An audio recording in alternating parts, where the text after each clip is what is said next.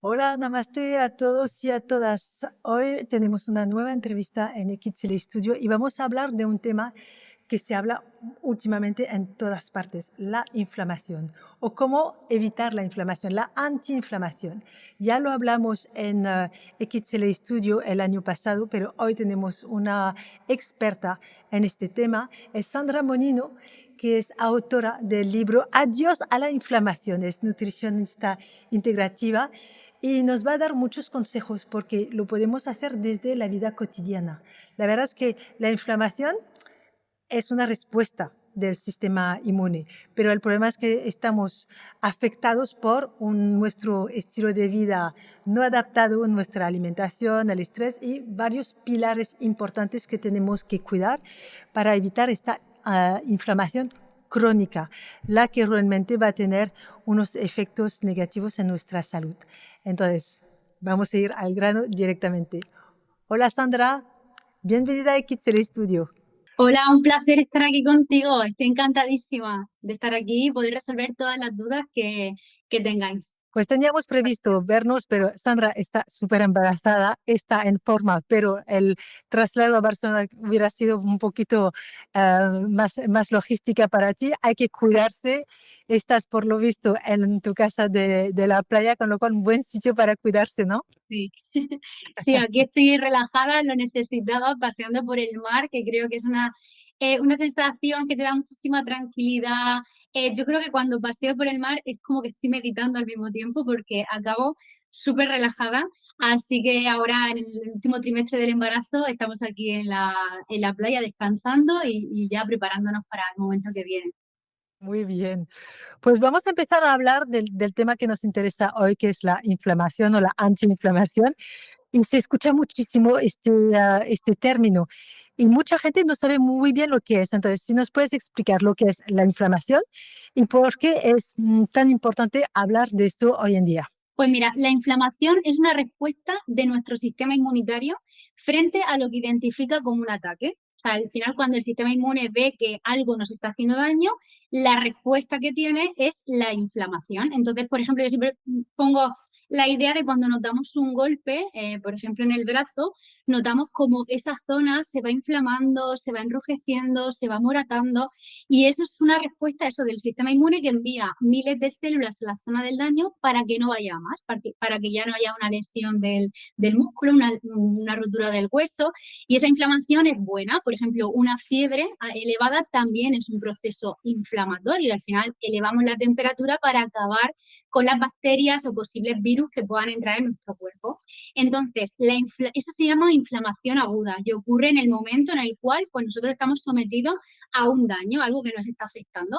Entonces, cuando nosotros estamos constantemente alimentándonos de forma que no es adecuada, por ejemplo, exponiéndonos a azúcares, a harinas refinadas, a grasas hidrogenadas, nuestro cuerpo también genera ese proceso inflamatorio y no pasaría nada si nos tomamos esto de vez en cuando. Por ejemplo, tú un día te tomas un helado, sales a pasear y te tomas el helado, tu cuerpo genera esa inflamación aguda en momento puntual, pero luego se desinflama de forma natural. El problema es cuando es un helado, una cerveza, una copa, una pizza, una hamburguesa, las salsas. Entonces al final se convierte en una inflamación crónica de bajo grado que muchas veces no se percibe de forma visual. O sea, nosotros nos podemos encontrar incluso perfectamente, o sea, en el sentido de que no tenemos la barriga hinchada, pero realmente por dentro sí que existe esa inflamación y se puede representar en muchísimos tipos de síntomas en nuestro organismo. Quiere decir que, para empezar, la inflamación es un poder de nuestro sistema inmune para responder a un ataque. Entonces, hay que ver la inflamación como algo positivo. Es algo Pero el bueno, problema es que claro. tenemos hábitos de vida que hacen que nos inflamamos todo el rato y esta inflamación pasa de aguda a crónica. Y la palabra crónica, y lo hemos hablado en otro momento con el estrés, es el momento un poco peligroso para nuestra salud. Pero mucha gente no sabe que está inflamada. Tiene cansancio, tiene problemas digestivos, tiene una cierta rigidez y no se da cuenta que esto está relacionado con la inflamación, lo piensa que es otra cosa. Entonces, ¿podemos convivir con la inflamación sin darnos cuenta? Por supuesto, hay muchísima gente que a mí me viene a consulta normalizando síntomas porque al final en las consultas de nutrición lo que más recibimos son personas para perder peso. Entonces, claro, estas personas vienen con el objetivo de reducir el peso, de buscar, pues eso, entrar en el bikini del año anterior, pero no vienen con el objetivo de reducir la inflamación, porque a lo mejor a nivel digestivo no tienen ningún síntoma.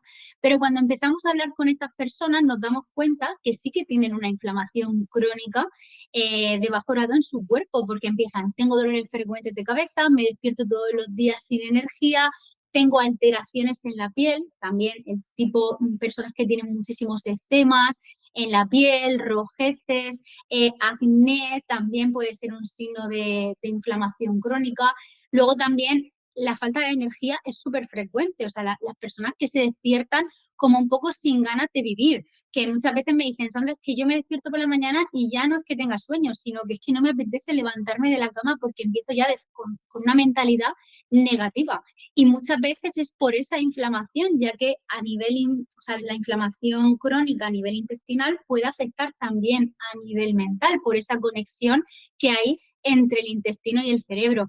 Entonces, la gran mayoría de las personas que sufren inflamación no saben que la sufren.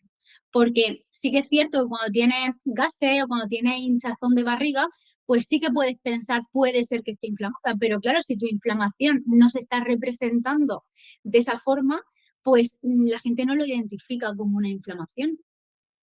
¿Y puede una persona no conseguir perder peso porque está inflamada?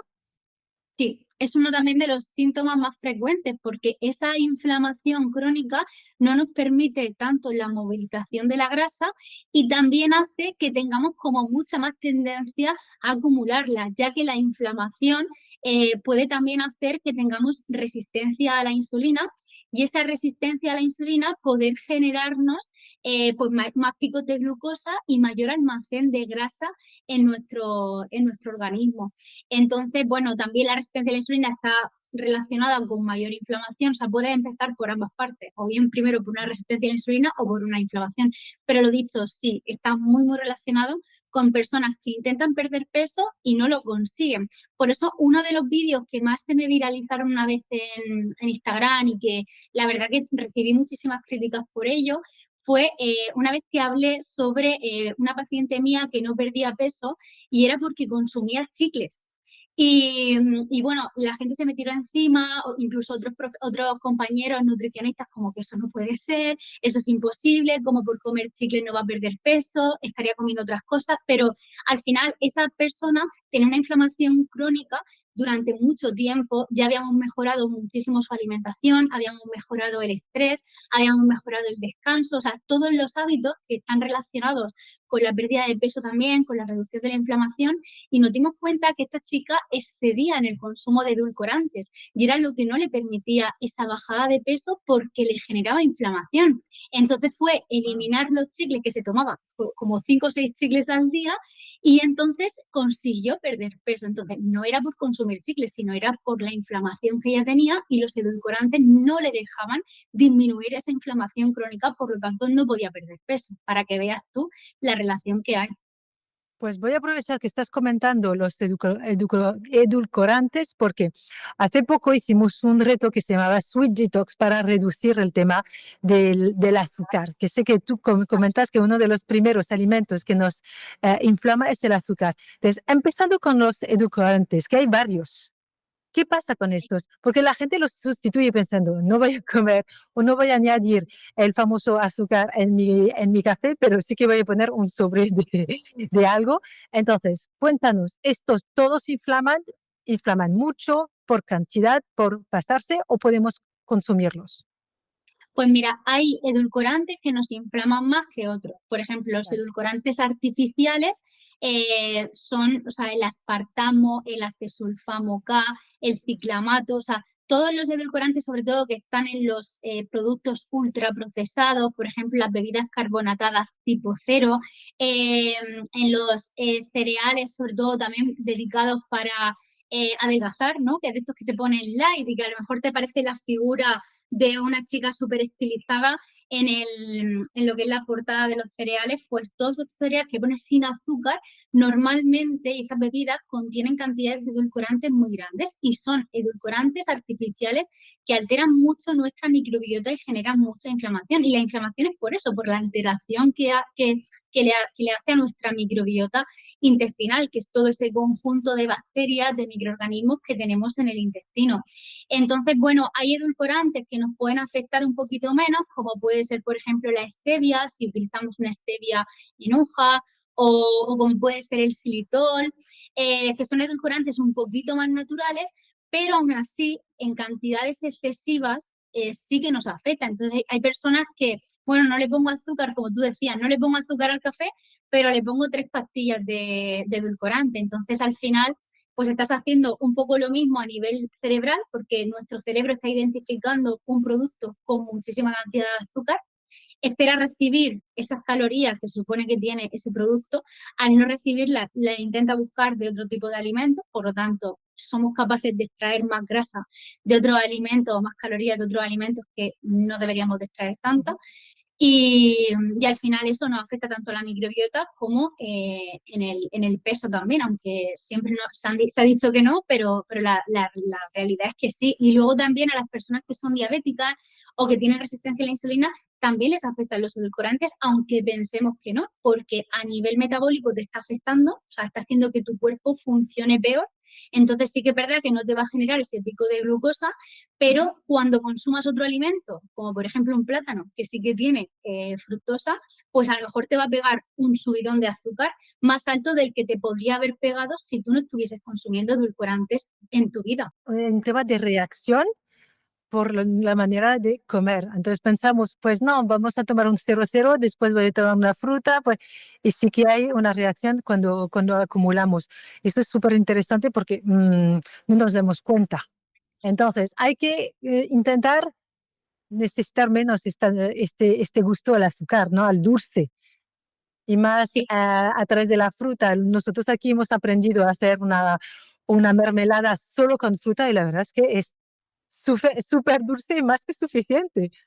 Una vez que te acostumbras ya al sabor natural de la fruta, no echas de menos el azúcar ni los edulcorantes, o sea, te acostumbras al sabor natural de los alimentos. Pero sí que es cierto que si vienes de estar echando muchísima cantidad de azúcar o edulcorantes, cuando pruebas por primera vez, por ejemplo, un bizcocho con plátano, endulzado con plátano, pues lo más normal es que no te guste de primeras, pero luego tu paladar se va acostumbrando.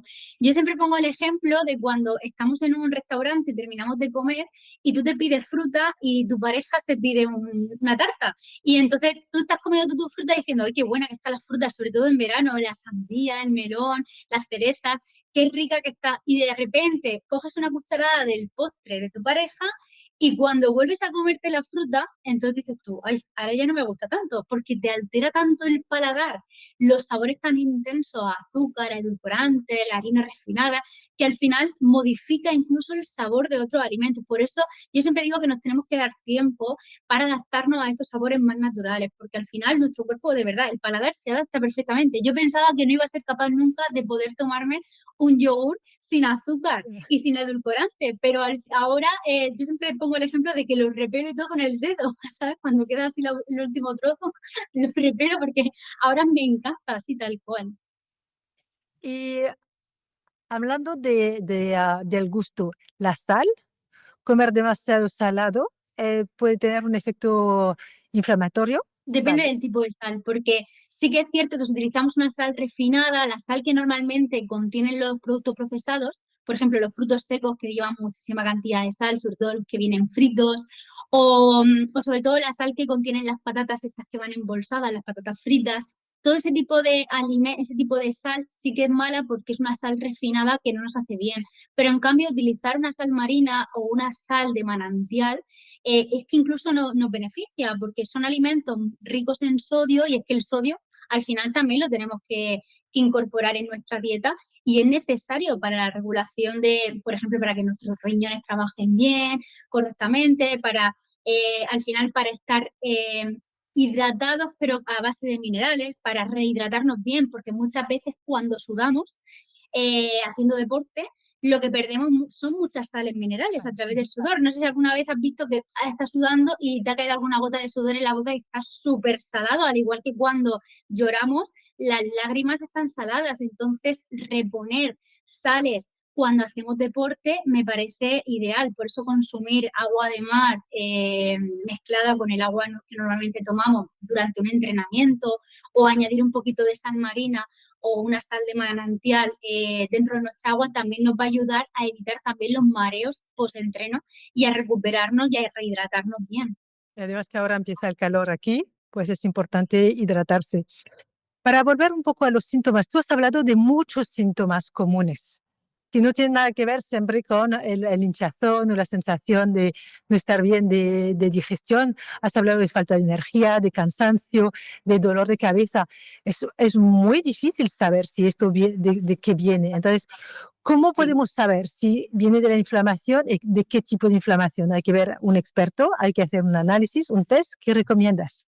Es como tú dices, muchas son síntomas que pueden estar relacionados con muchísimas cosas, porque tú te vas a la playa un día y tomas mucho el sol, puede ser que te duele la cabeza, pero cuando ya es algo constante, que tú dices, es que todos los días me duele la cabeza o lo relaciono justo los fines de semana, sobre todo, pues entonces baraja la opción de qué estás tomando en ese momento, qué estás consumiendo, mirar como los 5 pilares de la salud, que yo siempre los nombro. Venga, ¿te estás alimentando bien? ¿Estás haciendo deporte y es una vida activa?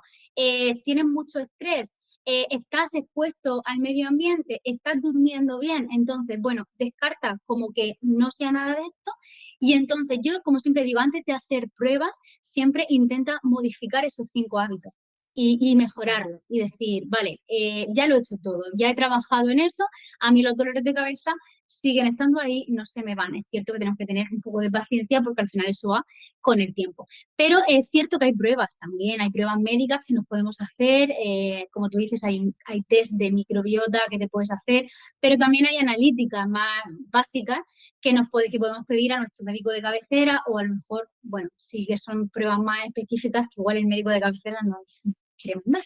Pero sí, por ejemplo, hay un parámetro que se llama PCR, que es la proteína ultrasensible, o sea, sí, la PCR, que es la ultrasensible, perdón, porque es la que se identifica mucho más esa inflamación. Entonces, lo que tenemos, la proteína C reactiva, es que no me salía a mí los nombres, que con el embarazo también muchas veces se nos van olvidando las cosas. La proteína C reactiva. Entonces, esto lo podemos mirar en una analítica, es más, nos lo pide normalmente nuestro médico, y a eso identifica el nivel de inflamación sistémica que hay en nuestro organismo.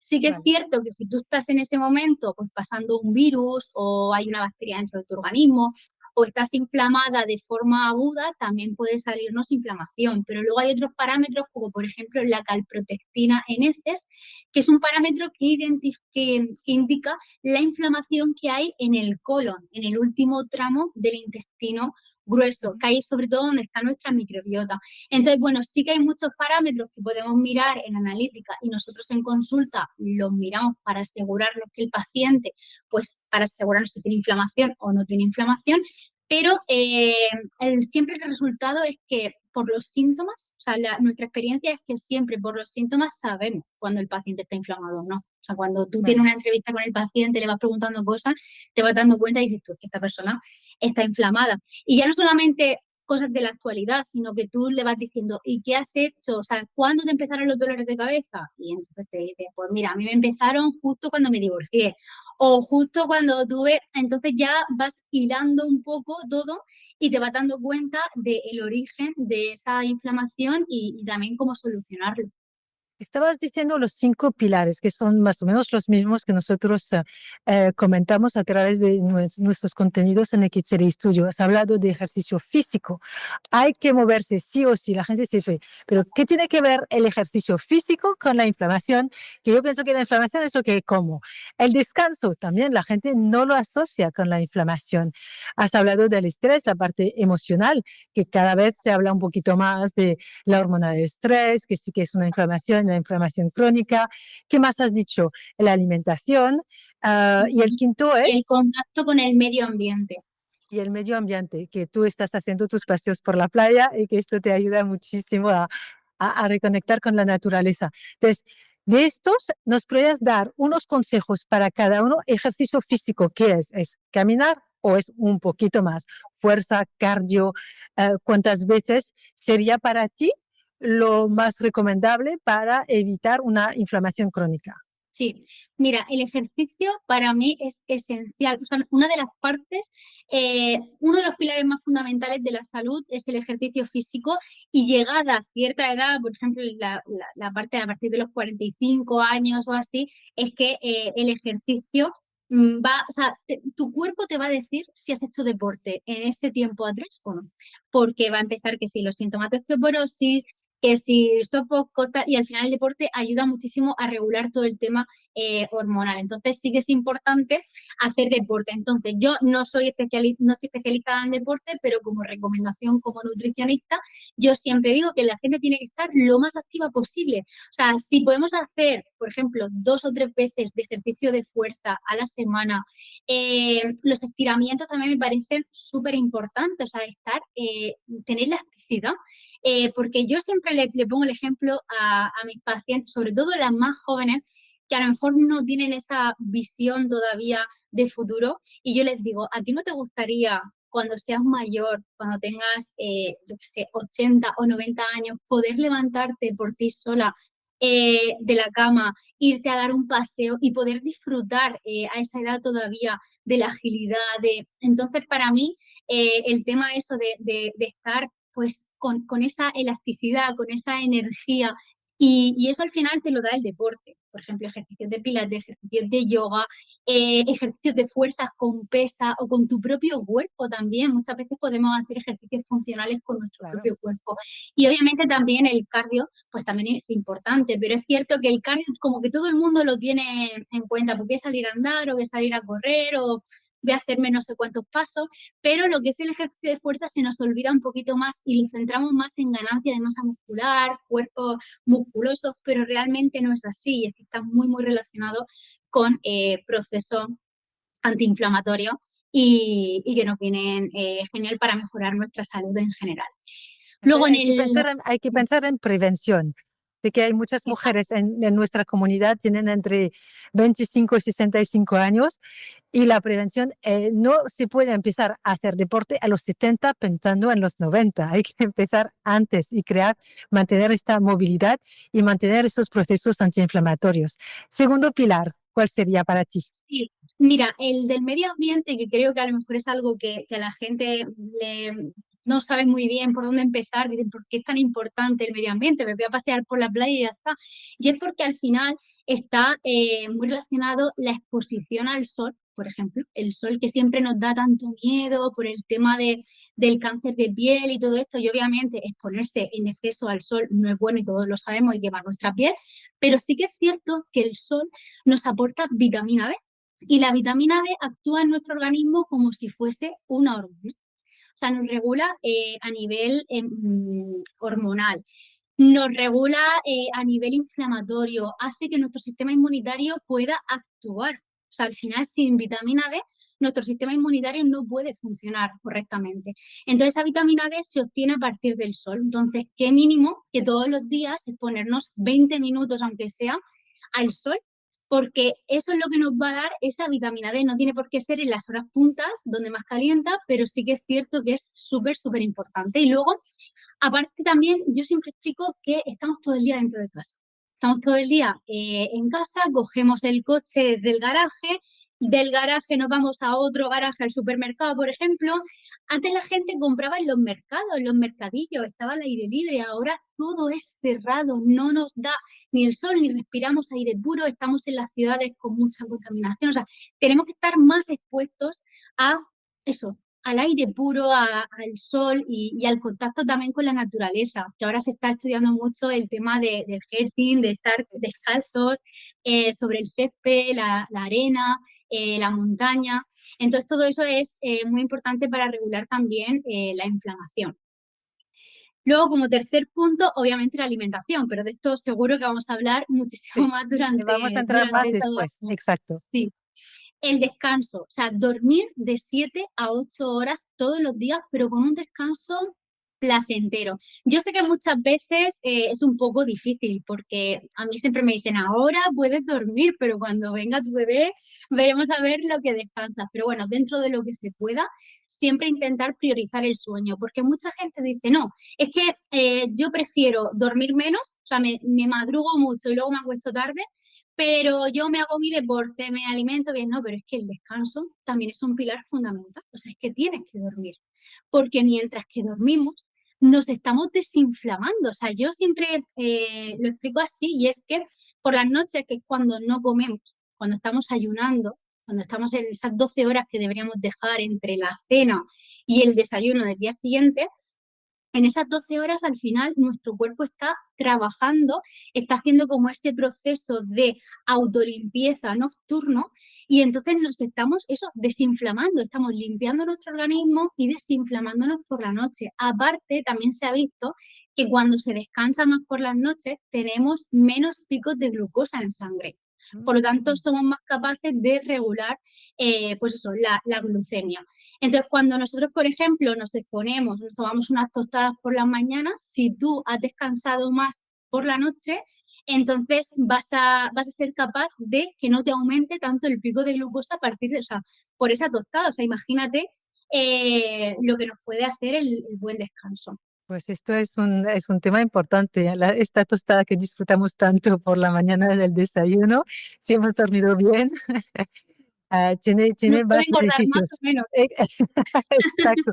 La verdad es que yo duermo mucho, pero me doy cuenta, cuando hemos tenido una cena un poco pesada, vamos a la cama un poco con hinchazón, con esta pesadez, despiertas por la mañana, todo esto ha pasado, quiere decir que nos hemos desinflamado, pero hay que dejar tiempo a este proceso.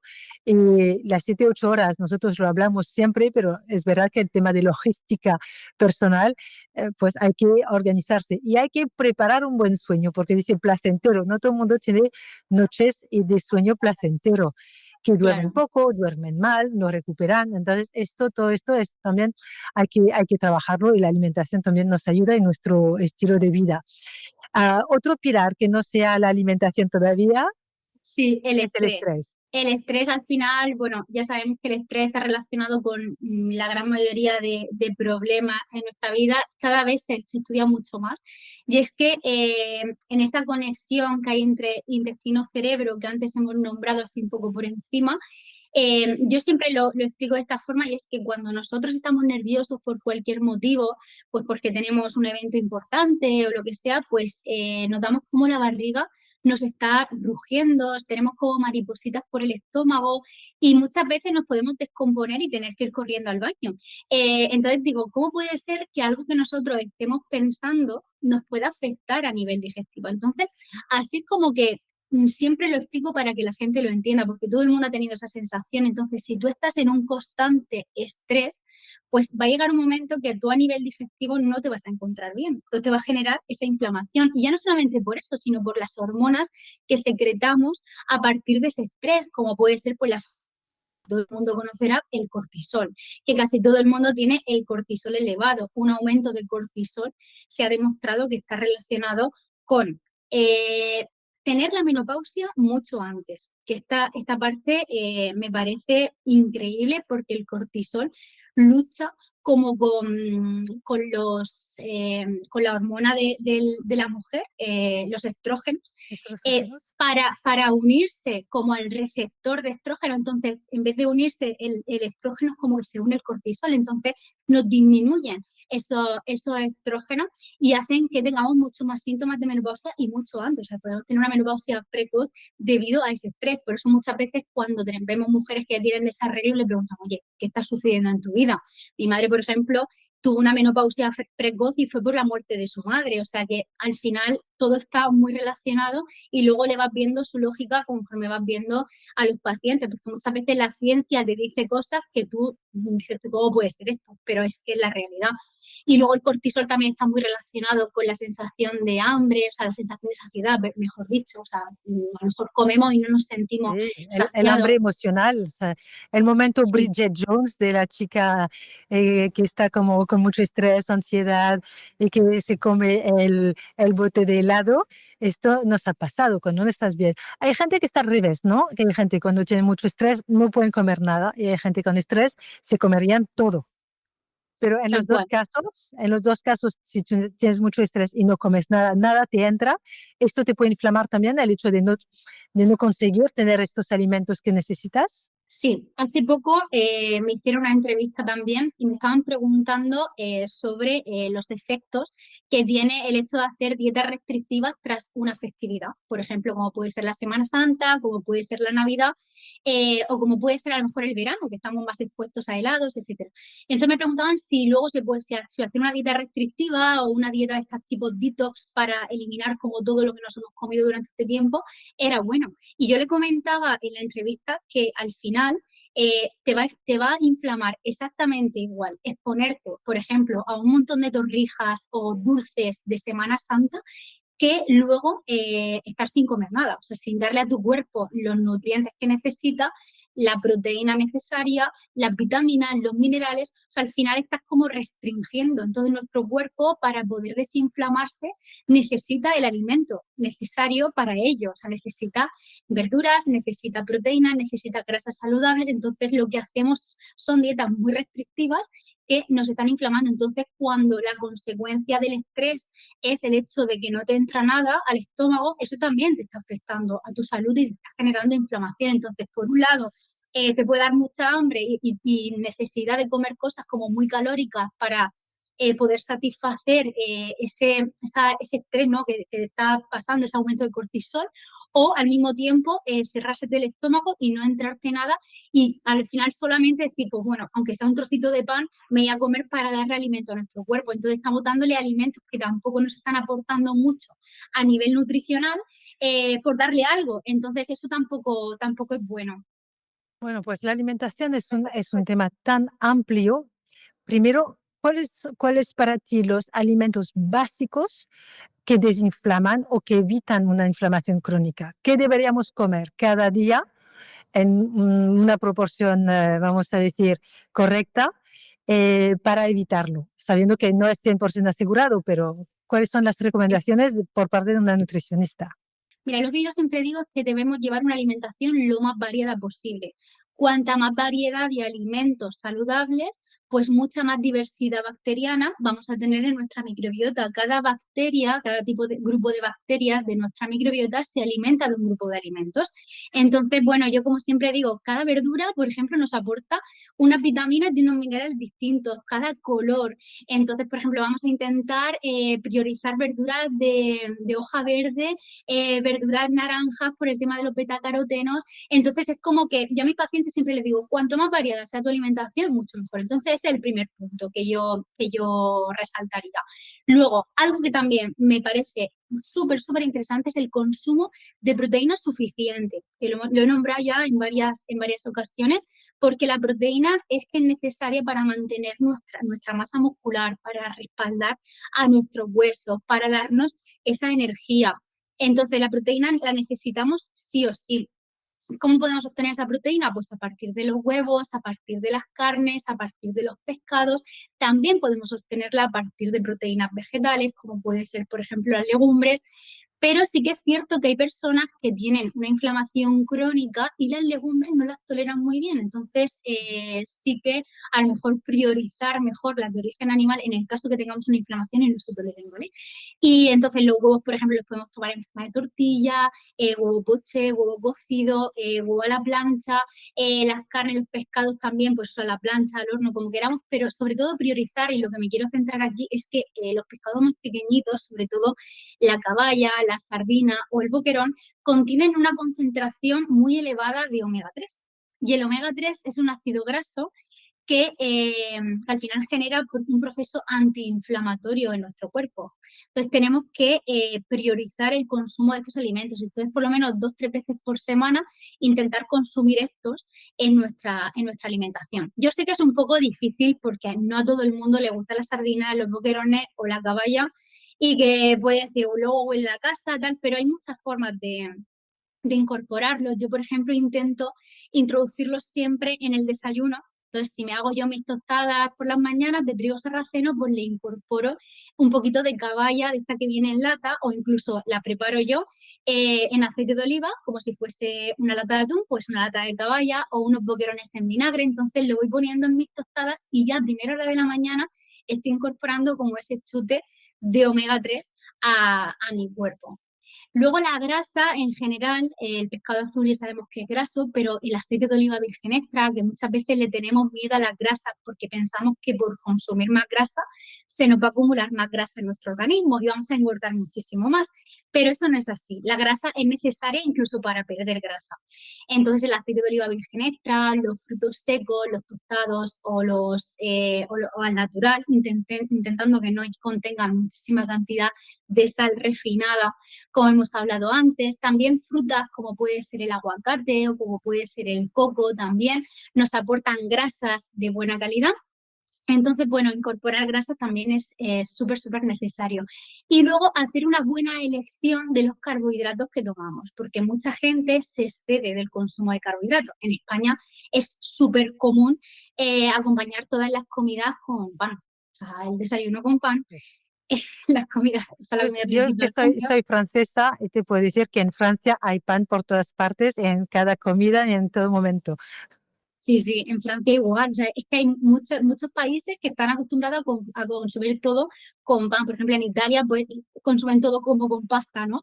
Pues al final es como las harinas también son súper frecuentes. Entonces tenemos que intentar priorizar, pues ya que consumimos pan y que pues sí a la gente le gusta y lo disfruta mucho, pues vamos a utilizar un pan de buena calidad. Vamos a elegir una harina que no nos genere picos de glucosa, porque el hecho de tener picos de glucosa en nuestro organismo, de consumir harina refinada o muchos azúcares, nos va a generar inflamación. Entonces, utilizar harinas que sean complejas, que contengan mucha cantidad de fibra, como por ejemplo podría ser el trigo sarraceno, que es lo que os he dicho que yo suelo desayunar por las mañanas, el pan de trigo sarraceno, que es un pseudo cereal, contiene un poquito más de proteína que las harinas normales y tiene una cantidad bastante elevada de fibra y es el grano completo, o sea, es como una harina integral. Entonces yo siempre intento consumir este tipo de harinas en el caso de consumirlas. Y luego, por ejemplo, los tubérculos también me gustan mucho, como la patata o el boniato, que aún encima seguro que me habrás escuchado hablar, porque yo en mis redes lo digo mucho porque estos vídeos se viralizan un montón, a la gente le encanta, escuchar el hecho de que cuando cocinamos la patata o el boniato, lo cocemos o lo asamos en el horno y lo dejamos enfriar durante al menos unas 12 horas, el almidón presente en la patata o en el boniato, o también, por ejemplo, en la calabaza, ese almidón se convierte en almidón resistente. Y ese almidón resistente pasa íntegro, se llama resistente porque resiste a todo el tracto digestivo, a todos los jugos gástricos, a todo, resiste hasta llegar al colon, que ahí forma parte del alimento, o sea, hace que sea el alimento perfecto de las bacterias que tenemos ahí y estas al mismo tiempo producen ácido butírico, que es un antiinflamatorio natural, o sea, que es que la patata puede llegar a ser antiinflamatoria dándole, pues, dejándola enfriar y comiéndotela fría. Pues yo lo escuché en un podcast que hiciste y desde que se lo dije a mi marido que le encanta la patata, pues ahora sí, pues ya ahora voy a comer patata, la voy a cocinar el día anterior y ya no tendrá ninguna excusa porque a veces digo, no nos pasemos de patata, pero ahora sabemos que es un alimento, según cómo lo cocinamos, cómo lo comemos, pues es un buen alimento antiinflamatorio. Entonces ya habrá más patata en mi casa.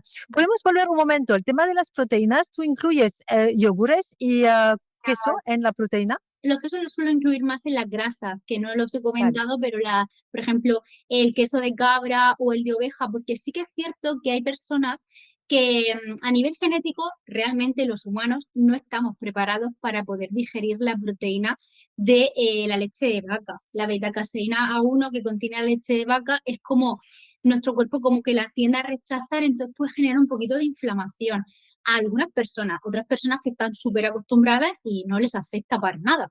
Pero las personas que les pasa esto y les genera inflamación, yo siempre recomiendo mejor el consumo de leche de cabra o de oveja, sobre todo de yogures o de quesos de este tipo de animales, porque contienen la misma beta-caseína que la leche materna.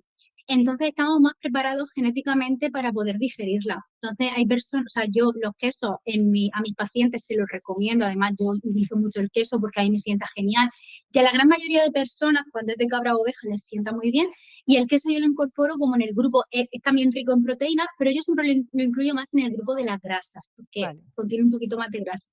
Y los yogures sí que es cierto que los incluyo más en la proteína. Entonces, por ejemplo, un desayuno también podría ser, pues, por ejemplo, un yogur o un kéfir, que aún encima también contienen probióticos, que son bacterias vivas que se quedan luego en nuestro organismo y nos favorecen, pues, eso, el respaldo de nuestro sistema inmunitario. Bueno, es un alimento magnífico. Entonces, eso acompañado con frutas variadas, con semillas, por ejemplo, molidas o hidratadas, como las semillas de chía, de lino, que también tienen efecto antiinflamatorio por la cantidad de omega 3 que tienen. Entonces, bueno, eso también podría ser una opción de desayuno. Y como he dicho antes, si elegimos la opción del pan, siempre completar con proteínas, como por ejemplo hemos Vale. dicho antes, los pescados azules, como la sardina o el boquerón o la caballa, desmigado con un aguacate, por ejemplo, chafado, un poquito de tomate rallado y acompañar esa tostadita más pequeña, pues con mucha, o sea, yo relleno como las tostadas con mucho, o sea, le añado muchas cosas encima. La gente muchas veces dice, pero eso no te engorda. Digo, mira, engorda menos tomarte la tostada más pequeñita con muchas cosas encima que tomarte dos tostadas, por ejemplo, con aceite de sal. Bueno, pues esto es un buen consejo. Para la gente que prefiere desayunar yogur, ¿qué pondrías dentro? El típico granola, muesli, fruta, pero ¿no tendría toda la proteína que necesitamos? ¿O sí, según qué proporción y qué ponemos en este yogur de frutos secos y nueces? No sé, ¿sería una opción de desayuno? Sería una opción de desayuno. Lo que pasa que si, por ejemplo, elegimos, o sea, tenemos que calcular, bueno, calcular.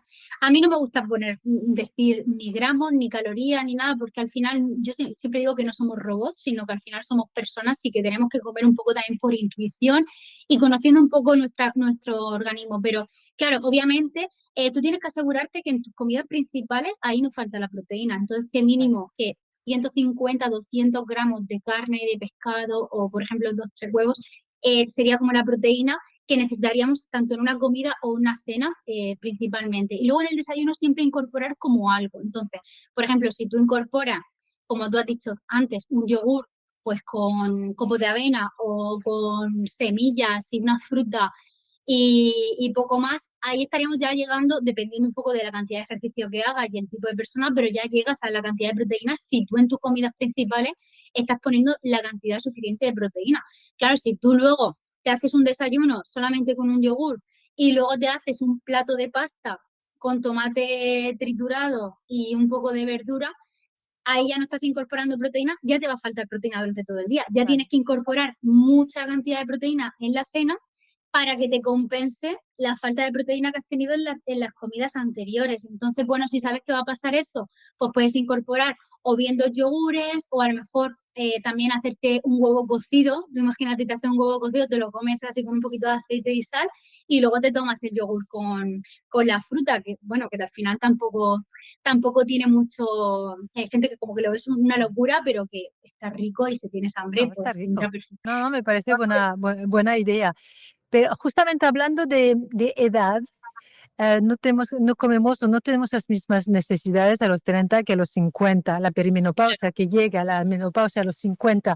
Ahora se habla mucho justamente de la necesidad más de proteína a partir de una cierta edad, del ejercicio de fuerza, de la masa muscular, de la densidad ósea. Entonces, estos consejos genéricos antiinflamatorios hay que tener en cuenta algo más a partir de los 40 y a partir de los 50. Yo siempre digo que es que deberíamos estar como toda la vida preparándonos para esa etapa de la vida. Pero lo que pasa es que, claro, la gente como que pasa un poco, por ejemplo, en la infancia, es como que decimos, bueno, al final son niños pequeños que coman lo que quieran, ya tendrán tiempo de cuidarse cuando sean mayores. Cuando somos adolescentes, disfruta, vive la vida cuando somos más, ya unos 30, bueno, somos jóvenes, todas, pero ya llegan los 40, 45 y entonces empezamos a ver como todas esas consecuencias de todos esos malos hábitos que hemos ido siguiendo durante nuestra vida. Porque al final lo que yo siempre digo es que tenemos que tener como ese equilibrio, llevar en nuestro día a día una alimentación lo más saludable posible, hacer ejercicio y tal, y luego el fin de semana, pues si nos apetece, pues salirnos un poco de la rutina, eso también es sano a nivel mental. Pero lo dicho, luego llega esta etapa de la menopausia, a partir de los 45, perimenopausia, desajustes hormonales, y entonces decimos, ahora, ¿qué hago? O sea, ¿qué cambios debería hacer? Pues tienes que hacer lo que deberías haber hecho hace muchos años. Deberías volver a eso, porque realmente es cierto que decimos, en la menopausia se requiere un poquito más de proteína, pero es que para mí es la proteína que deberíamos haber estado tomando durante toda nuestra vida. O sea, para mí cualquier persona necesita la misma cantidad de proteína, lo que pasa es que siempre tomamos mucha menos de la que deberíamos. Entonces las consecuencias se ven ahí en la menopausia. Por eso siempre dicen, es que tenemos que aumentar en menopausia. No, pero tienes que haberlas aumentado antes para tener una buena masa muscular fuerte para que no dañe a tus huesos cuando estés en menopausia. Entonces, es eso. Yo realmente cambios que deberíamos de hacer en menopausia, ya te digo, son los mismos consejos que podría darle a cualquier otro tipo de persona, pero obviamente menopausia tiene mucha más importancia porque vemos los resultados enseguida, o sea, vemos muchos síntomas que están relacionados con eso. Por ejemplo, la falta de magnesio se ve, por ejemplo, en tener mucho más sofoco, mucho más cansancio, falta de concentración, falta de energía a la hora de hacer deporte. Entonces, por eso dicen, en menopausia es importante suplementar de magnesio para evitar esos sofocos, para mejorar el descanso, tal. Sí, pero es que igual tendrías que haber tenido unos buenos niveles de magnesio antes de llegar a esa menopausia. O la proteína o la vitamina D. La vitamina D es esencial para que el calcio entre dentro de los huesos. Si no tenemos vitamina D, el calcio no puede entrar dentro de los huesos, pero claro, es que tu vitamina D tendría que haber estado regulada muchísimo antes. Yo, por ejemplo, la vitamina D es algo que vigilo muchísimo. Cuando estuve planteándome ser madre, yo durante los 3 meses previos a buscar embarazo, o sea, yo estaba utilizando precauciones durante ese tiempo, pues los 3 meses previos, tanto mi pareja como yo nos hicimos analítica y estuvimos mirándonos que todos los parámetros estuviesen bien. Me di cuenta que la vitamina D estaba tampoco muy baja, pero que a lo mejor estaba ahí como al límite. Pues yo me subí la vitamina D en esos 3 meses, porque la vitamina D regula nuestra hormonas. Entonces, para poder tener pues un embarazo, ya no solamente quedarte embarazada antes, sino poder tener un embarazo mucho más sano y que tu bebé luego tenga mejor salud dentro de tu barriga, o sea, ya cuando nazca. Entonces, yo creo que es que para todas las etapas de la vida tenemos que prepararnos y la gente no le da esa importancia. Hay muchas personas que a las voy a buscar embarazo, pues no te hacen ni analítica ni nada, simplemente pues deja de utilizar protección y ya tienes el bebé. Y tendríamos que, pues eso, estar un poco más pendientes de ese tipo de etapas, como es la menopausia. Oye, estoy ya a los 40, voy a empezar a preocuparme ya si estoy incorporando más proteína, menos, porque pronto vendrán los desarreglos y vendrán las consecuencias de todos estos malos hábitos que estoy haciendo ahora. Sí, y mucha gente empieza a mirar el tema de los suplementos. Has hablado del magnesio, has hablado de la vitamina D, de los omega 3, hablamos también de la vitamina C, de la cúrcuma. Entonces, ahora todo el mundo está hablando de los suplementos, se venden por todas partes, a precios distintos, y entonces Sí. nos perdemos un poco. Entonces, yo sé que la vitamina D la tengo un poco justita y en invierno también, porque hay menos sol, gente que la absorbe menos, pero no nos podemos suplementar, autosuplementar de cualquier manera. Entonces, No. ¿cómo hacemos para saber qué tenemos que tomar, cómo, dónde y dónde comprarlos para que sean, imagino, de calidad? Sí, mira, los suplementos lo que tenemos que asegurarnos es que, como tú dices, que sean de calidad, porque no es lo mismo. Mucha gente, yo cuando recomiendo alguna vez a mis pacientes un omega 3, a lo mejor cada cápsula de omega 3 te cuesta casi 1 euro. Y me dicen, madre mía, Sandra, o sea, es que, claro, si compro 90 cápsulas de omega 3, es que me gasto como 60 o 70 euros en el suplemento, cuando a lo mejor en el supermercado me están vendiendo 120 cápsulas a 20 euros. ¿Cómo puede ser tanta diferencia de precio? Pues el precio está en el origen, la cantidad y la concentración que tenga ese suplemento. Entonces tú te puedes tomar perfectamente un suplemento de omega 3 que tenga una concentración muy baja, que a lo mejor al que lo está produciendo le ha costado 20 céntimos hacer ese paquete entero de omega 3. En cambio, al otro productor que está poniendo una mayor concentración, que está extrayendo ese omega 3 de pescados más pequeños, que tiene una concentración bajita, que no los estás poniendo al calor para poder extraer ese omega 3 y que lo está conservando en un buen envase para que no se oxide y llegue íntegro a tu organismo, pues a lo mejor le está costando 20 euros hacerte el bote. Entonces tiene que sacar la rentabilidad de empaquetarlo, de enviarlo. Entonces, claro, al final el precio, ahí está, hay gente que te puede vender un omega 3, por ejemplo, el otro día vi uno de una marca, que además la marca tiene repercusión y te lo vendía a 80 euros el suplemento y llevaba poquísimas cápsulas y muy poca concentración y me puse a mirarlo y digo, es que, o sea, aquí nos están engañando, por ejemplo, este es muy caro pero no es bueno. En cambio, es que por eso hay que ver mucho y analizar qué tipo de suplementos estamos tomando. Y es cierto que es muy difícil como explicarlo así en un podcast, sobre todo en tan poquito tiempo que tenemos, pero es cierto que tenemos que fijarnos mucho en eso, en la procedencia de donde venga ese omega 3. Hablando del omega 3, por ejemplo, la Esto vitamina D es tu pasa igual. papel. Pero este entonces el papel de una persona experta como tú. Claro. Yo voy a ver un PNI, voy a ver a mi médico y le pregunto y me receta un tratamiento, unas pautas con un tipo de omega 3, con un tipo de una marca o de una concentración que corresponde también a mis necesidades, ¿no? Exacto, al final nuestro trabajo como nutricionista es eso, adaptar el suplemento que mejor le venga a cada persona. Como decía antes, la vitamina D, por ejemplo, hay personas que están tomando una vitamina D que sí que es una vitamina D3, pero está recubierta de un aceite de girasol. Pues que al final, eso también quiero decir, también se paga y también hay que fijarse mucho de qué tipo de aceite están hechos, o a lo mejor lleva una cantidad altísima de edulcorante, el suplemento, venden a lo mejor una creatina, que es súper buena para el rendimiento deportivo, a nivel mental, tal, pero luego te venden la creatina con sabor a vainilla y lleva miles de edulcorantes, entonces lo que te está beneficiando la creatina a nivel mental te lo está quitando los edulcorantes que tiene y el rendimiento deportivo. Entonces, por eso hay que fijarse muy bien en las concentraciones y en la composición de ese suplemento. Y sobre todo, si podemos ir a un sitio que nos lo recomienden, pues, como bien decías tú antes, la cantidad que tomamos. Y tampoco se pueden tomar suplementos por nuestra cuenta, de decir, no, es que me han dicho que el magnesio es buenísimo, ahora voy a empezar a tomar magnesio por mi cuenta y las cantidades por las que me ponen el bote. No, es que tienes que ser asesorado por un nutricionista, por como tú decías, un profesional que pueda adaptar esos suplementos a tu vida, porque a lo mejor tú no necesitas ese suplemento de magnesio y tienes una hipermagnesemia que te puede afectar, que es raro, pero puede pasar. Entonces, por eso tenemos que estar pues bien aconsejados y de un profesional que entienda sobre lo que te está mandando y que conozca también tu caso como paciente.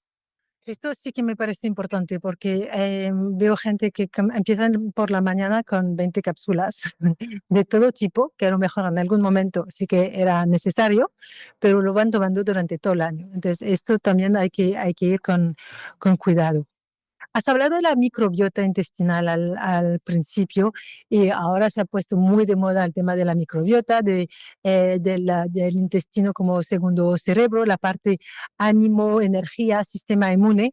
Entonces, ¿qué pasa en nuestra microbiota y qué pasa cuando estamos inflamados a nivel de la microbiota?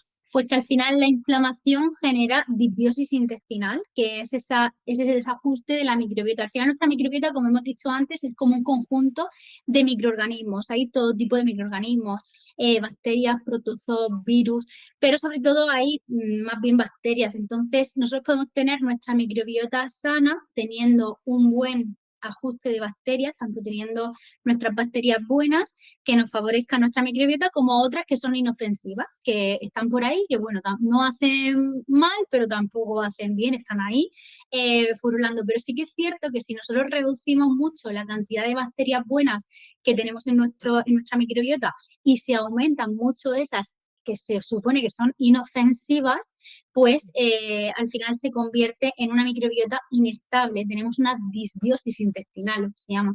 Entonces, pues nos puede afectar pues tanto a la absorción de nutrientes, o sea, puede hacer que nosotros tomemos, por ejemplo, un bistec de ternera que contiene muchísima cantidad de hierro y no seamos capaces de absorber el hierro, que lo eliminemos tal cual como lo consumimos. Entonces, esa microbiota es importante tenerla bien para la absorción de nutrientes.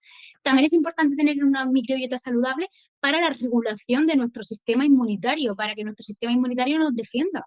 Muchas veces estamos tan bajos, o sea, tenemos una microbiota tan desequilibrada, tenemos tanta inflamación que estamos en un ambiente cerrado y cualquier virus, bacteria que hay en el ambiente, nos contagiamos de ella. Ya encima no nos contagiamos que estamos un poco resfriados, sino que tenemos un pedazo de virus que nos tienen que incluso que ingresar en el hospital, ¿no? Entonces tenemos nuestro sistema inmunitario muy debilitado debido a esa microbiota.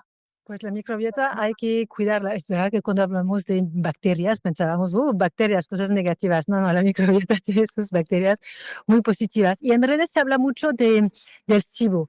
¿Nos puedes decir qué es? Pues mira, el SIBO es un sobrecrecimiento bacteriano a nivel de intestino delgado. O sea, tenemos como muchas bacterias sobrecrecimientos, como que tenemos demasiadas bacterias en un sitio donde no deberían de estar.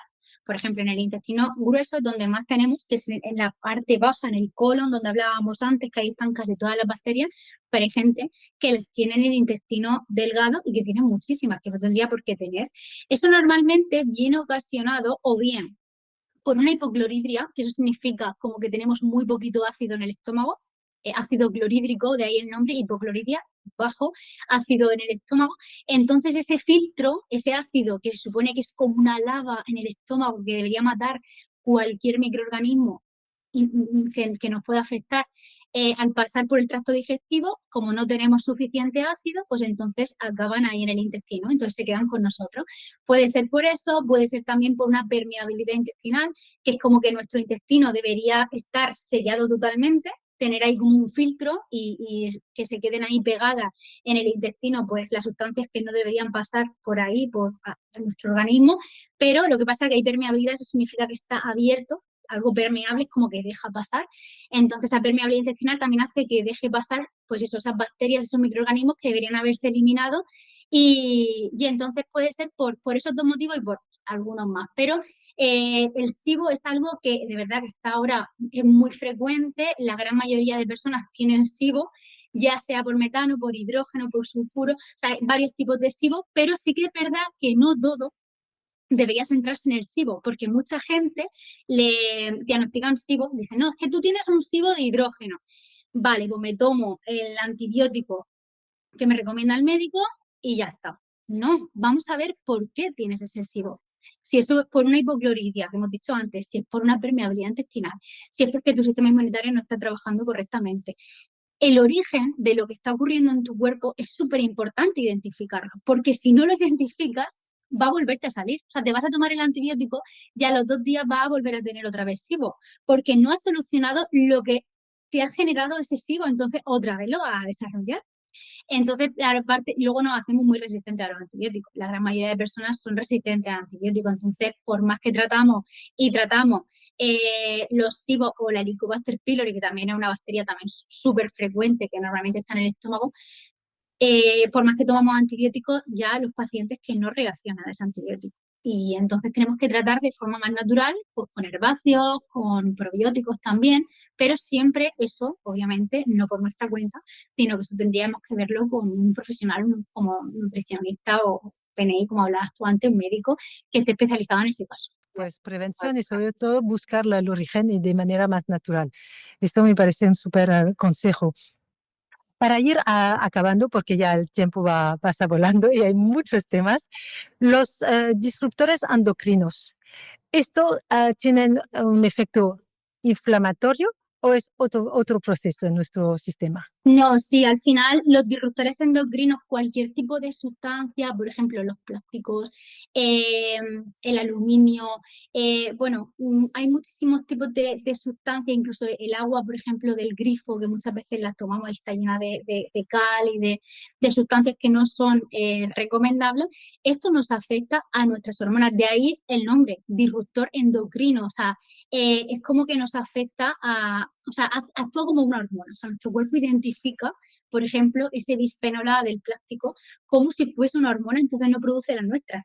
Entonces, hay mucha gente que tiene problemas de infertilidad, que tiene problemas de desajuste de regla, a lo mejor tiene reglas muy abundantes o muchos dolores de regla, que tiene una menopausia precoz o una menopausia con muchísimos síntomas y muchas veces está relacionado por la sobreexposición a estos disruptores endocrinos, que ya no solamente se encuentran en el aluminio, sino que en los perfumes que nos echamos, los ambientadores que tenemos por casa, el tipo de ropa que utilizamos y al que está expuesto nuestra piel, porque al final la piel es un filtro, es porosa y todo se filtra a través de la piel, el gel, el champú, el serum, la mascarilla, o sea, el maquillaje, el pintalabios, o sea, todo lo que tenemos en nuestro alrededor pues contiene esos disruptores endocrinos que sí que es cierto que nuestro cuerpo, nuestro hígado, está preparado para poder eliminarlo, o sea, nuestro hígado tiene la capacidad de desintoxicar y eliminar todo ese tipo de sustancias y que no nos afecten.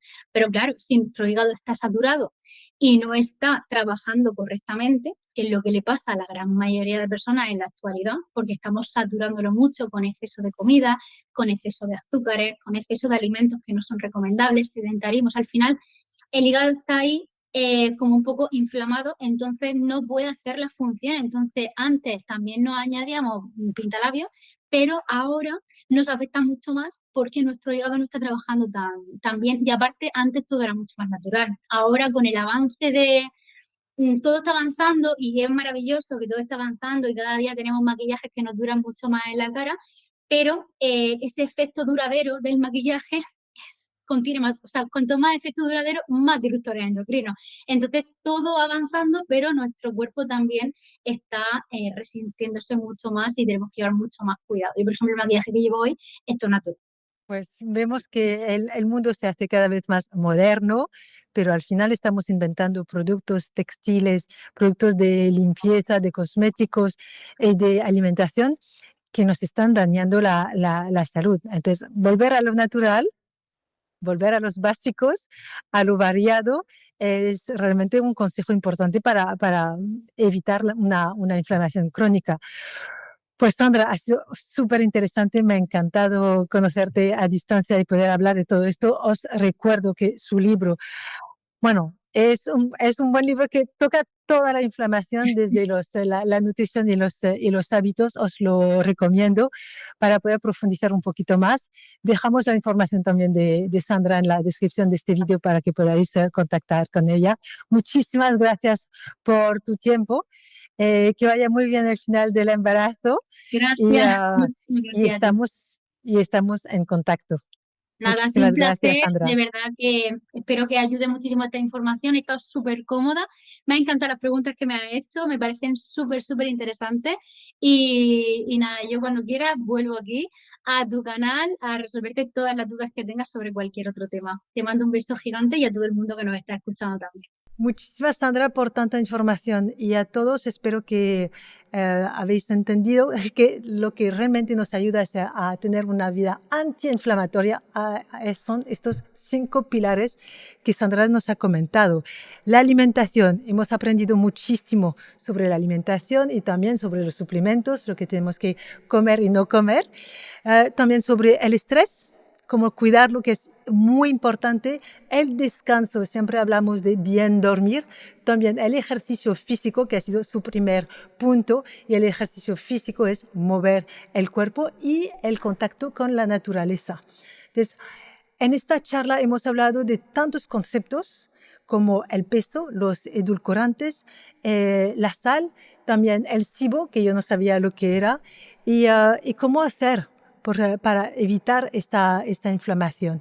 Os dejamos toda la información de Sandra y de su libro en la descripción de este video para que podáis profundizar, porque en una hora hemos hablado de tantas cosas que seguramente tendréis más dudas y más preguntas. Muchísimas gracias por estar con nosotros en XL Studio en esta charla y nos vemos en la próxima entrevista. Namaste.